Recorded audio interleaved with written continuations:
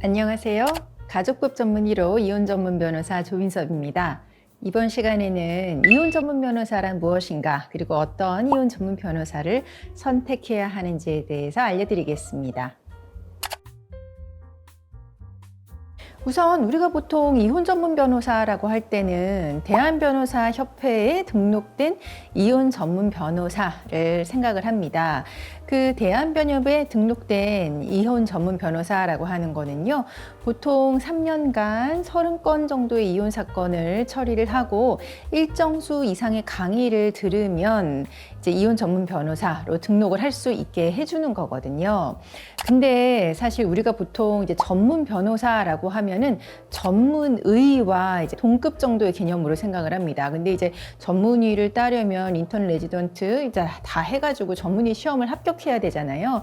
근데 사실은 변호사는, 전문 변호사는 그런 개념은 아닌 겁니다.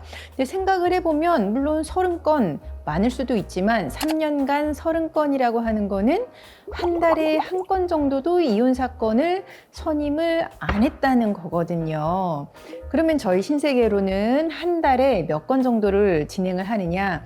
한 달에 한 6, 70건 정도 제가 진행을 합니다.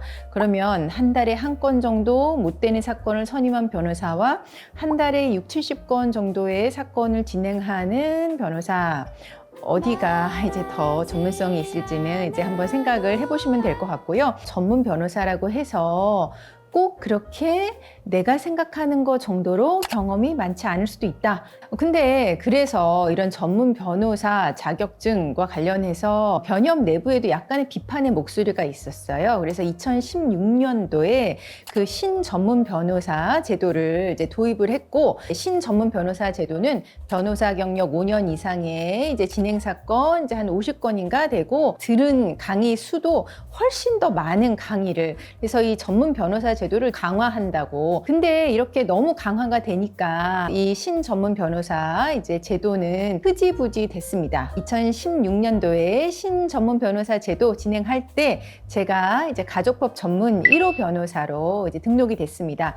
그때 이 1호의 의미는 가족법뿐만 아니라 전체 이렇게 강화된 전문 분야 제도에서 제가 1호로 이제 인정이 된 거여서 개인적으로는 굉장히 영광이라고 생각을 합니다. 신전문 변호사 제도로 강화가 됐지만 그게 이제 너무 강화가 돼서 기존 변호사들의 반발이 심해서 1년도 안 돼서 다시 기존 제도로 들어갔다가 현재는 대한변협에서, 그러니까 전문 변호사라고 하는 용어는 누구나 다 사용할 수 있게 풀어준 상태예요. 그래서 누군가가 이제 이혼 전문 변호사라고 할 때 정말 이혼 전문 변호사인지 대한변협에 등록된 이혼 전문 변호사라고 하더라도 실제로 사건을 어느 정도로 많이 수행을 해서 어느 정도 지식이 있는지 꼭 따져보셔야 됩니다. 그리고 특정 변호사라고 하는 게 있습니다. 특정 변호사라고 하는 경우는 특정 사건, 뭐 예를 들면 이혼 사건이나 가사 사건, 이런 특정 사건을 다른 변호사들보다 2.5배 정도 훨씬 많이 이제 진행하는 경우에 대한변호사협회 산하의 그 법조윤리위원회라고 하는 곳에서 수입 내역을 조사를 하는데, 저는 2013년도 정도에 이제 특정 변호사가 처음 됐던 걸로 제가 기억을 하고요.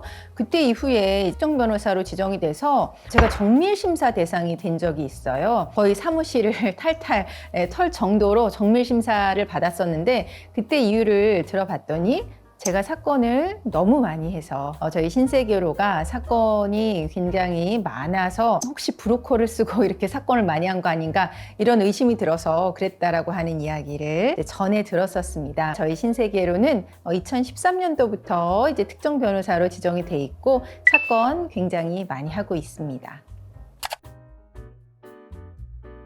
그러면 왜 이렇게 이혼 전문 변호사라고 하는 거를 따져야 할까요? 사실 민사나 형사 같은 경우는 법리와 관련한 문제입니다. 하지만 이혼 사건은 법 개정이 굉장히 잦아요. 일반 민사나 형사 같은 경우는 법 개정되는 경우가 거의 없다고 봐야 됩니다. 하지만 가사 사건, 특히 이혼 사건 같은 경우는 뭐 양육비에 대해서도 개정이 되죠. 뭐 면접에 대해서도 면접교섭센터라고 하는 것도 생기고, 또 이혼 절차에 대해서도 또 여러 가지 변화가 있고, 그리고 이제 이혼이라고 하는 제도 자체가 다른 법 분야에 비해서 변화가 굉장히 많습니다. 개정되는 법에 대해서 다 팔로우업을 해가지고 지식을 가지고 있어야 되고요. 그리고 무엇보다 이혼 사건이라고 하는 거는 법리도 중요하지만 판례의 경향을 이제 파악하는 것도 굉장히 중요하고요. 구체적인 사실관계에 따라서 잘 캐치를 해서 주장할 수 있는 능력이 이제 중요합니다. 간단하게 말씀을 드리자면 이혼 전문 변호사의 경험치가 굉장히 중요하다는 겁니다. 그냥 일반적인 법리, 사실관계 파악하고 법리를 주장하는 민사, 형사하고는 다르기 때문에 이혼 전문 변호사는 약간 특수한 분야이기도 하고 일반 사건을 진행을 하던 분이 이혼 사건을 하면은 물론 이제 결과가 좋을 수도 있겠지만 결과가 이제 좋지 않아서 1심 때 이혼 전문 변호사를 선임했어야 하는 거 아닌가 좀 후회가 된다 이러면서 항소심 상담하러 오시는 분들도 꽤 있으세요. 그리고 또 이혼 사건은 감정의 소모가 이제 굉장히 큽니다. 내가 가장 사랑했던 사람하고 다투는 거잖아요. 그리고 재산과 나의 아이를 두고 이제 다투는 싸움입니다. 그래서 감정 소모가 많고 스트레스 상황에서 내가 어떤 선택을 해야 나한테 최적의 결과를 가져올 수 있을지를 이제 변호사와 상의를 해야 하는데 그때 이제 정확한 가이드라인과 내비게이션 역할을 해줄 수 있는 이혼 전문 변호사 매우 중요한 거죠. 그리고 여러 사건을 진행을 하면서 우리가 이렇게 반응했을 때 상대방이 어떻게 반응해야 하는지 경험치가 쌓여야 이혼 사건은 80%가 조정으로 끝나거든요.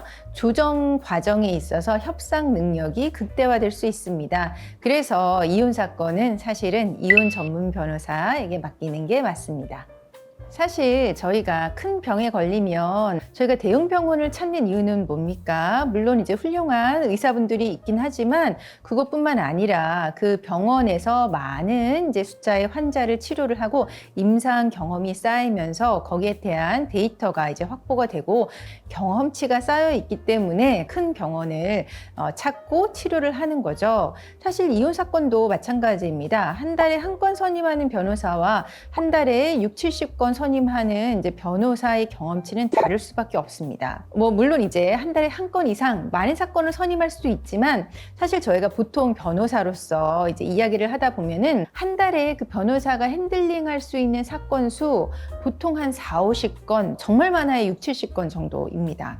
그러면 사실 그 변호사는 그 본인이 경험한 사건만 이제 처리할 수가 있는 거거든요. 근데 저희처럼 이제 이혼이나 이제 상속만 진행하는 사무실 같은 경우에는 이 분야에 대해서 같은 이제 사건을 처리하는 변호사들끼리 경험 노하우와 다 같이 이제 상의를 하면서 헤쳐나갈 수가 있어서 이렇게 특화된 분야에 대해서만 진행하는 로펌 같은 경우에는 말하자면 대학 병원에서 임상 경험이 많이 쌓인 것과 거의 동일하다고 저는 생각을 합니다.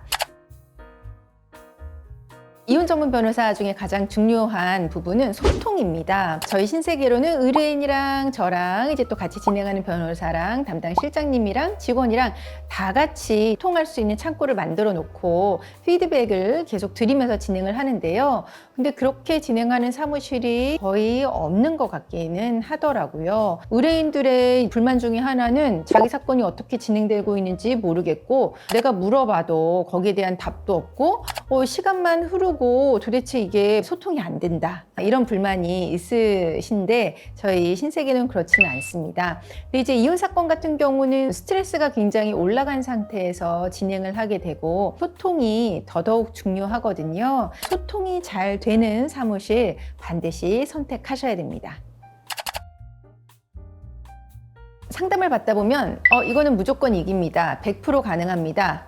이렇게 상담을 하는 곳이 있더라고요. 몇 %일 것 같냐? 라고 물으시면 100% 이긴다. 라고 말씀을 드리지는 않습니다. 절대로 그럴 수는 없거든요. 소송이라고 하는 거는 진행 과정에서 굉장히 여러 변수가 있고 내가 이렇게 주장하는 거에 대해서 상대방이 반박 자료를 이제 내오고 그것뿐만 아니라 내가 생각하지 못했던 여러 변수가 있기 때문에 제가 100% 이긴다라고 말씀은 드리지는 않는데요. 다만 되는 거는 된다, 안 되는 건 안 된다, 이건 좀 어려울 것 같다, 이런 상황에서 우리가 어떤 방향을 취해야 할지 이렇게 상담을 드리는데요. 어쨌거나 100% 이긴다는 사무실은 피하시는 게 좋지 않을까 생각을 합니다.